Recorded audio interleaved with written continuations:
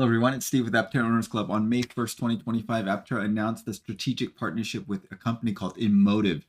And I've never heard of this company before, but evidently they create a two-speed transmission. And I looked into it. It's actually very, very cool.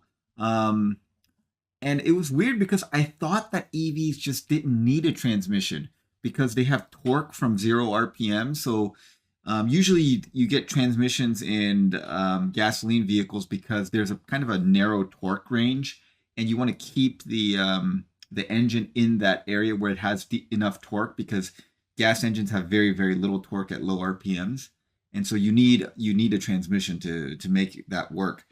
But I thought with electric motors, since they have full torque at 0 RPMs, that you didn't really need a transmission. But evidently, having a transmission does work because there is a range of specific RPMs at which the motor is most efficient, and then obviously there is a limit to the upper end of the RPMs that a motor can generate. And what I didn't know is that actually the first Tesla Roadster had a two-speed transmission. The original design had a two-speed transmission. So it originally featured a two-speed transmission, but the torque of the electric motor is so high that it basically broke the transmission. They tried lots of things to fix it, but they couldn't get it to work. And so then basically they just made a single-speed gear reduction, and what that did is it made it work, but it reduced the top end speed of the EV. And that's what basically happens with most EVs now.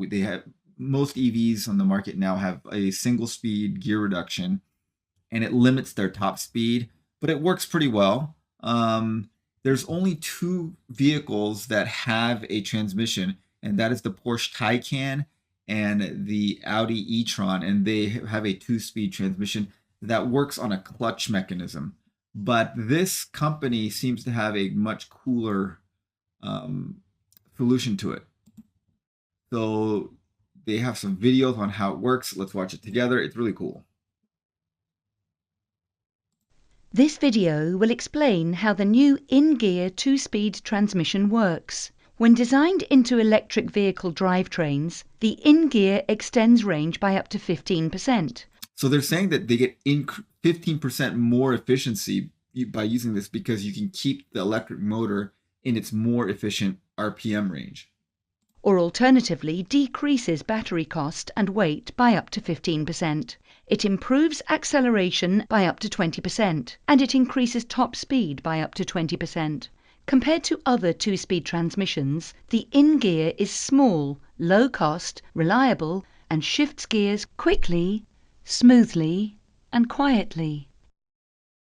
In most EV powertrains, power from the motor goes through a first reduction gear, a second reduction gear, the differential, and then out to the wheels. Now, let's replace this single-speed drivetrain. So they're going to replace this with this in-gear. So in the Aptera, this would be the EMR3, and this would be the front wheels. With a two-speed in-gear drivetrain.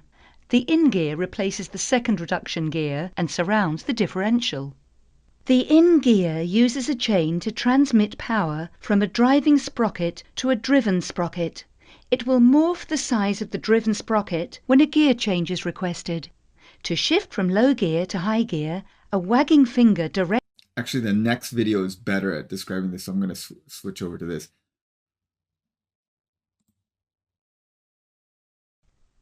This video of the key segment supporting the chain segment, while the second. Okay,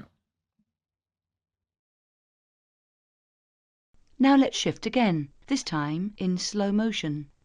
The first segment retracts, exposing the trailing surface of the key segment. The other cool thing is, when you look at this thing, the parts of this transition, they move when they're not under load. So if you look at this thing, these sprockets are under load because the chain is engaging them. This sprocket right here is not under load, and this sprocket is not under load. So if you tried to move this in the I guess, what is it, the axial plane, If you try to move it in the plane, that while it's under load, there'd be a lot of friction. But here, there's not much load on there, and so there's not much friction and not much torque on the pins, so it can move easily. What's kind of cool. While the second and third segments retract, we see the trailing surface of the key segment supporting the chain, keeping the chain from overbending.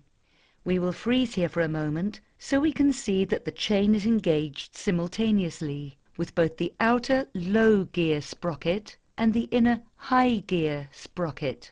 At this moment, the motor RPM is curtailed by 50% over the course of just a few milliseconds. A reverse torque impulse to the motor negates any jarring effects, so the shift experience is virtually undetectable to vehicle occupants. Continuing with the shift, we see the fourth and fifth segments retract, and the shift has completed while the car has continued to accelerate. In a typical EV, shifting at 60 kilometers per hour, the entire shift will occur in less than one revolution of the wheels, or about 30 milliseconds. Torque is continually applied through the transmission throughout the shift. Now let's downshift back into low gear. First, the key segment is extended. Its leading surface will lift the chain and keep it from bending too sharply as the second segment is extended. We will freeze here again to see that, just as on the upshift, the chain is engaged simultaneously with both sprockets. In a fraction of a second, the motor RPM is doubled, while a torque impulse to the motor eliminates any jarring effects. The motor and wheels remain in continuous connection with each other. Continuing with the shift, we see the third, fourth, and fifth segments extend. The downshift is now complete, and the transmission is running in low gear. You have now seen how the in-gear transmission. Okay, so it's very complex with a lot of moving parts. I mean, like this is a chain with individual linkages, and these are every single linkage in this chain moves, and this thing spins at like probably like 500 or 1,000 RPMs. And to think that this thing moves that quickly is crazy. Like I can't believe that it does that, but obviously it does.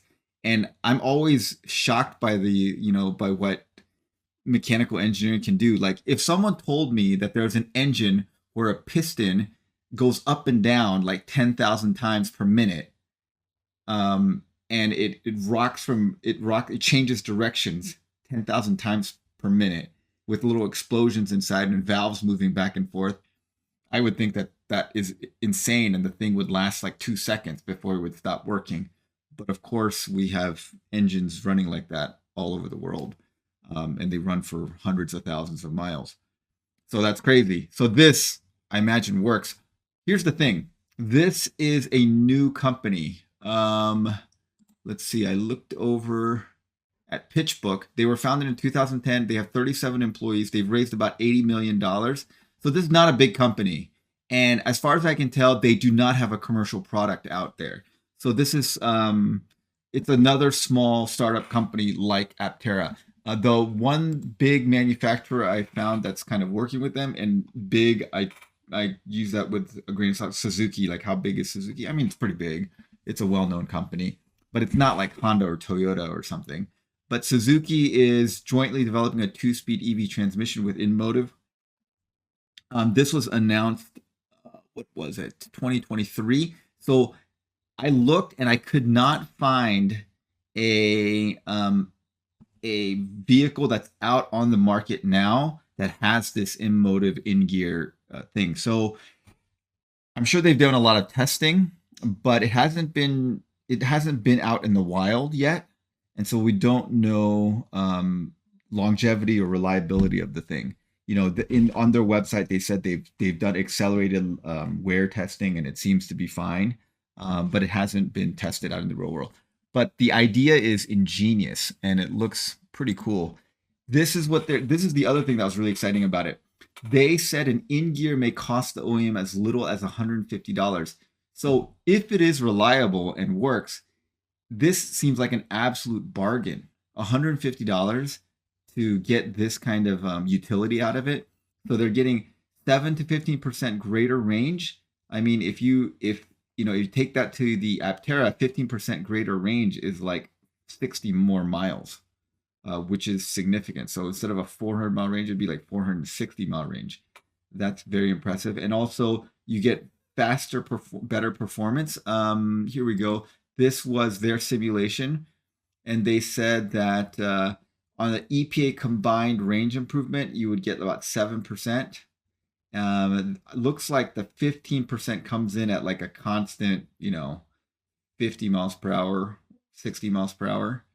And then acceleration improvement, you get a 3% acceleration improvement, and you can increase the top speed. So right now, the single gear EVs out there, they basically sacrifice high end speed. They mostly top out at 100, 120 miles per hour, mainly because you want to retain the low end acceleration, and because that's where most of the car is going to be used, right? With a transmission, you can get high top speed, high efficiency at highway speed, plus good low speed torque and acceleration. So that's really good.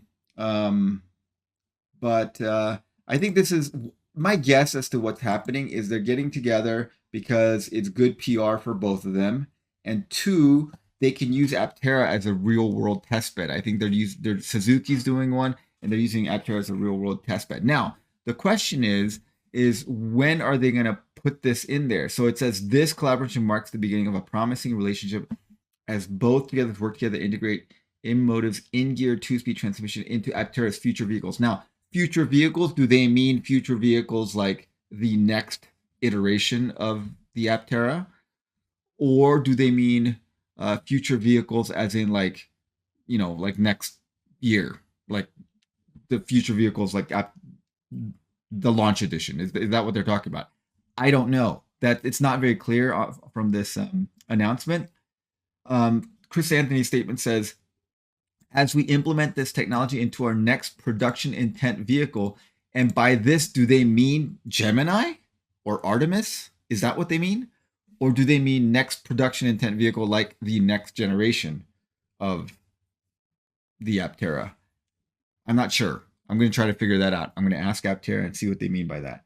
It would be really cool if they're putting this into Gemini, and then it would be kind of like a test bed for them. And if it's easy to implement and it doesn't delay them any, they should totally do it. I think it's really cool.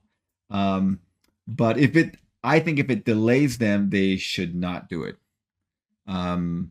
It's not a proven technology. It's untested, and it's not worth delaying things for. That's just my 2 cents worth. Let me know what you guys think. Anyways, learned a lot looking into this. This is a super cool idea of how they implemented this. There's no clutch.